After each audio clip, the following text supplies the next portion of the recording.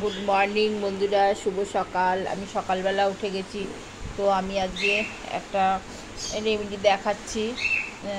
দেখো, আজকে আমি মাথা শ্যাম্পু করব। তো আমি তেল দিয়ে থাকতে পারি না কোনো দিনই, তো তেল তো দিতেই হয়, চুলের একটা খাদ্য।